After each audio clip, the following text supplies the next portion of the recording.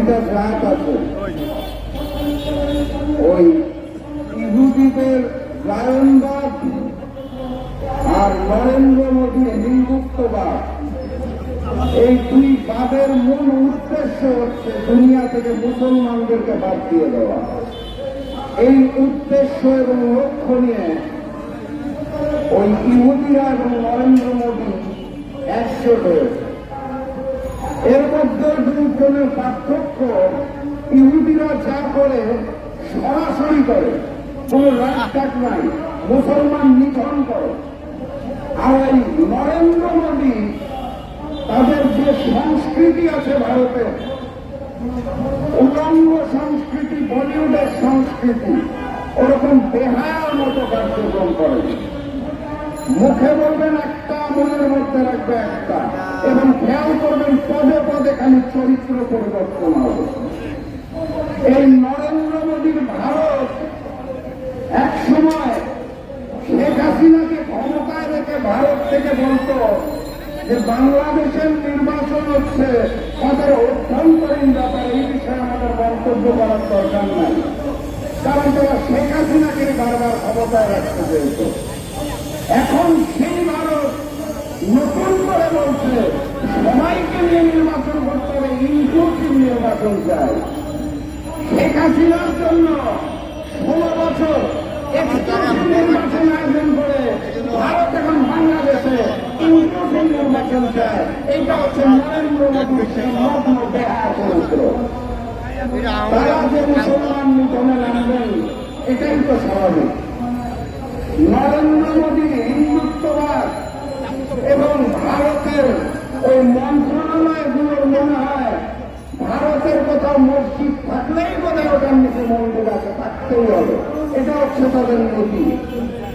সেই ভারতের কাছে আপনি ভালো কিছু আশা করবেন, এটা কখনোই হতে পারে না।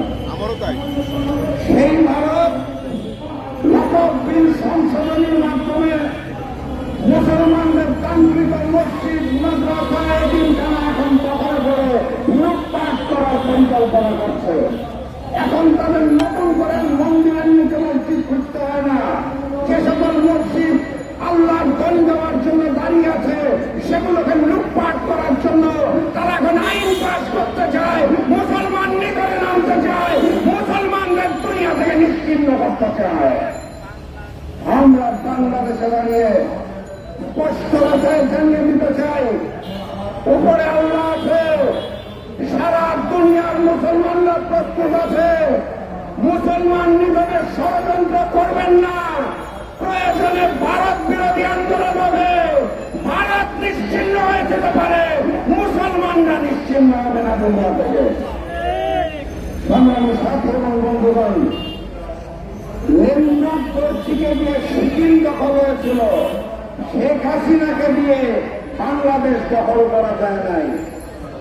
বাংলাদেশের মানুষ হচ্ছে সেই জাতি যারা রক্ত দিতে জানে, যারা প্রতিবাদ করতে জানে, যারা প্রতিরোধ করতে জানে, যারা শেখ হাসিনাকে প্রতিরোধ করেছে।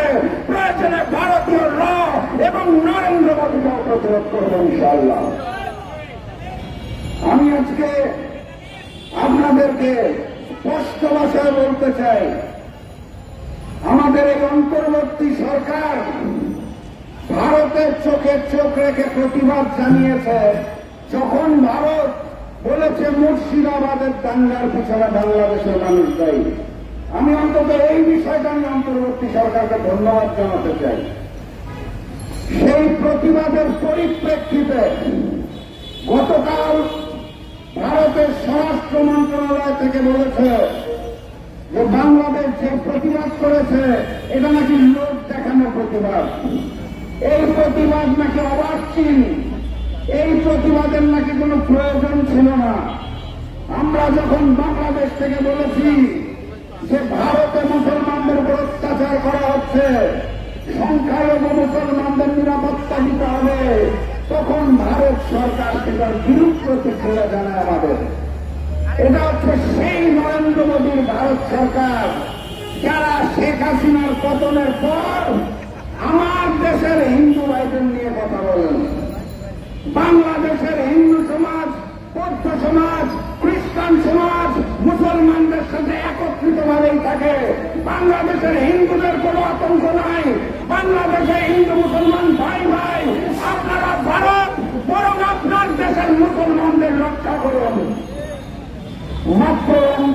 যে শেষ হলো, সেই রমজান মাসেও হোলি উৎসবের নাম করে হিন্দুস্তানের উগ্র হিন্দুরা মুসলমানদের উপর আক্রমণ করেছে। মসজিদে যেটা বাধা দেওয়া হয়েছে, আরে ওয়াকাফ আইন নিয়ে কি বলবো, সংশোধনী নিয়ে কি বলবো। এখন তো তাদের পরিকল্পনা হচ্ছে সারা ভারত থেকে যত মসজিদ মাদ্রাসা এতিমখানা আছে তাকে উচ্ছেদ করে দেওয়া।